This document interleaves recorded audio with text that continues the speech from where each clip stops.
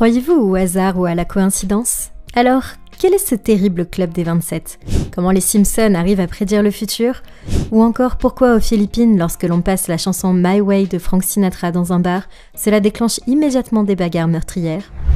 Installez-vous confortablement, voici 12 coïncidences les plus étranges du monde.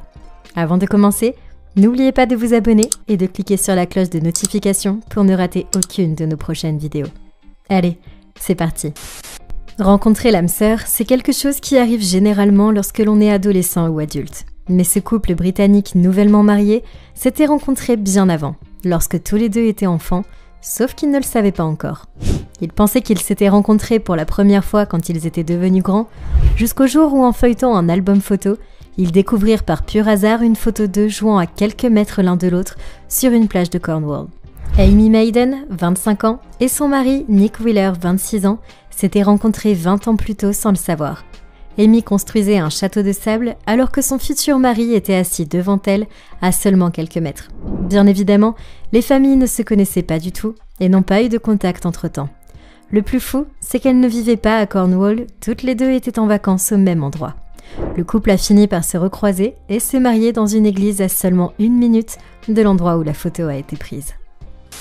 Croyez-le ou pas, mais des années avant le naufrage du Titanic, cette nuit du 14 au 15 avril 1912, 2 œuvres de fiction avaient prédit cette catastrophe dans les détails les plus troublants.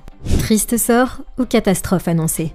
Le 22 mars 1886, un journaliste du nom de William Thomas Stead raconte dans une nouvelle intitulée « How the Mail Steamer Went Down in Mid-Atlantic by a Survivor » comment le Titan allait tomber dans l'Atlantique, car selon lui, ces paquebots étaient envoyés en mer avec trop peu de canaux de sauvetage.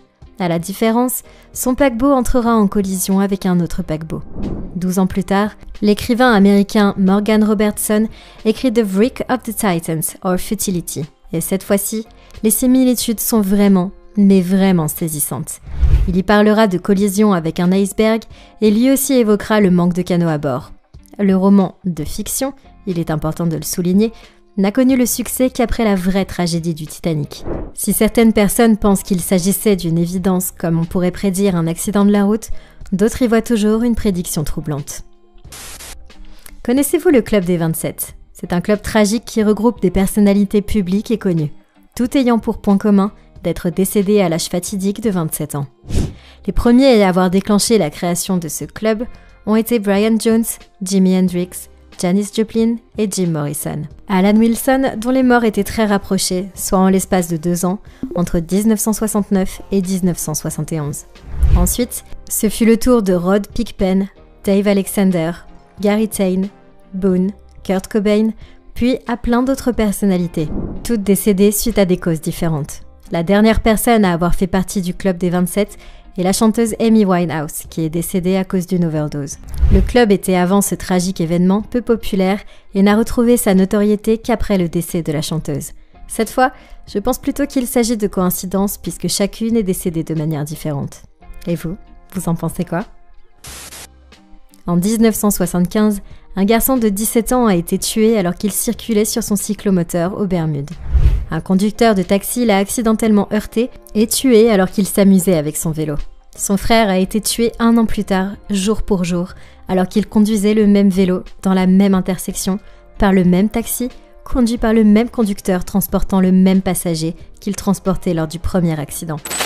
Cette histoire avait suscité à l'époque une grande polémique. Beaucoup de gens n'y croyaient pas, mais plus tard, les avis ont divergé sur le sujet. Pour tuer 2 personnes de la même famille, sur la même route, à 1 an d'intervalle, il faut vraiment avoir trouvé son permis de conduire dans une pochette surprise pour anniversaire, ou alors, ce sont ses frères qui n'ont vraiment pas de bol.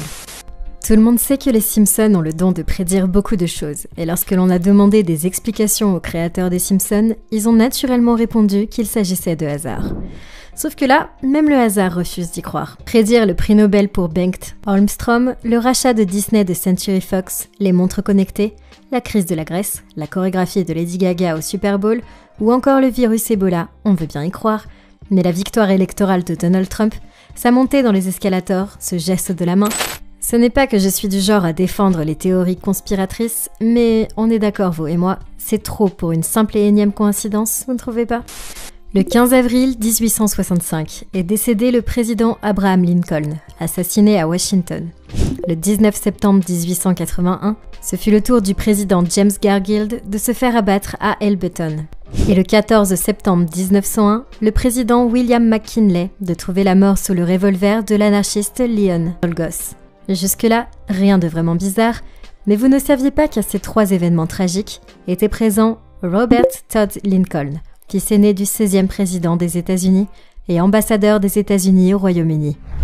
Lors du premier assassinat, il était au chevet de son père. Lors du second, Robert Lincoln était à la gare de Washington. Et lors du troisième, il était à l'exposition panaméricaine lorsque McKinley a été mortellement blessé par 2 balles.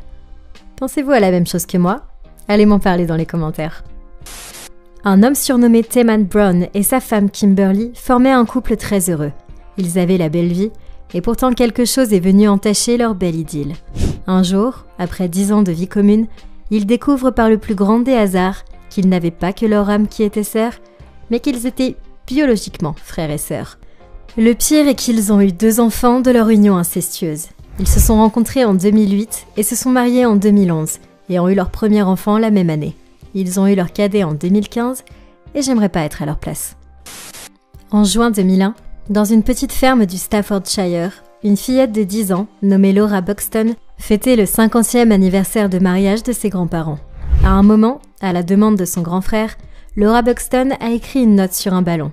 Veuillez le retourner à Laura Buxton, avec son adresse. Elle lâche ensuite le ballon. 2 jours plus tard, il se produit l'impensable.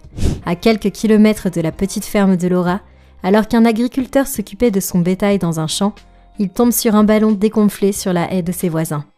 Il lit la note, puis se souvient que leur fille s'appelait Laura Buxton. Il la leur donne, pensant qu'il s'agissait d'elle. Cette deuxième Laura Buxton avait également 10 ans.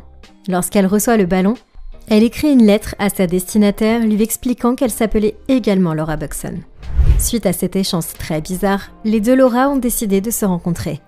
3 heures de route les séparaient, et pourtant beaucoup de choses les réunissaient à part leur âge et leur nom et leur prénom commun. Les 2 Laura Buxton avaient la même taille, qui soit dit en passant n'était pas commune puisqu'elles étaient toutes les 2 bien au-dessus de la moyenne pour leur âge. Elles avaient toutes les 2 les yeux bleus, et elles étaient ce jour-là habillées de la même tenue, un t-shirt rose et un jean. Coiffées toutes les 2 de tresses, et elles étaient toutes les 2 en 5e année de primaire. Et plus étonnant encore, elles avaient toutes les 2 des chiens de la même race, de même sexe et de même âge. Des labradors noirs, femelles de 3 ans, ainsi que des lapins et des cochons d'Inde aux taches oranges sur les pattes postérieures. Tant de similitudes que personne à ce jour n'est capable d'expliquer.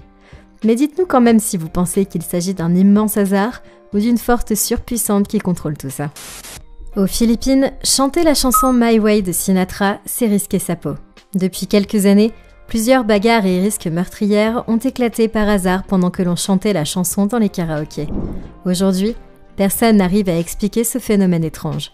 Certains voient ces morts comme la conséquence naturelle de la culture nationale de violence, matinée d'alcoolisme et de machisme, d'autres attribuent cela au caractère arrogant de la chanson. D'autres encore pensent qu'elle a quelque chose de sinistre, alors que d'autres pensent que cela est dû à la manière si médiocre avec laquelle cette chanson est interprétée. Chose qui touche à la fierté des Philippins quand il s'agit de leur don pour le chant et qui éveille en eux une envie de se battre. Absurde.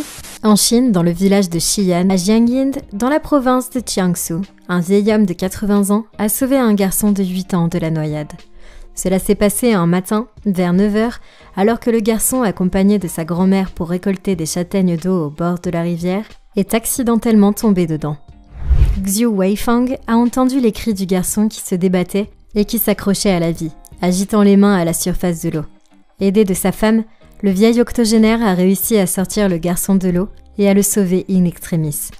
Le plus drôle dans l'histoire, même si cela ne l'est pas vraiment, c'est que 30 ans auparavant, le même homme avait sauvé le père du petit garçon de la même rivière.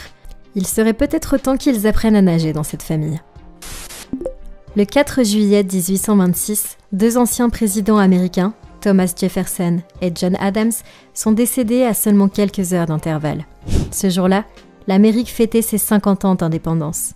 Thomas Jefferson avait 83 ans, tandis que John Adams avait 90 ans. Tous les deux étaient certes malades, mais au point de mourir le même jour, personne n'avait vu ça venir. Plusieurs Américains ont considéré ces deux décès comme une coïncidence, et beaucoup y ont vu les preuves d'un dessein divin à l'œuvre. Alors, que pensez-vous de toutes ces histoires? Dites-nous votre avis dans les commentaires. Dites-nous aussi si vous croyez toujours au hasard.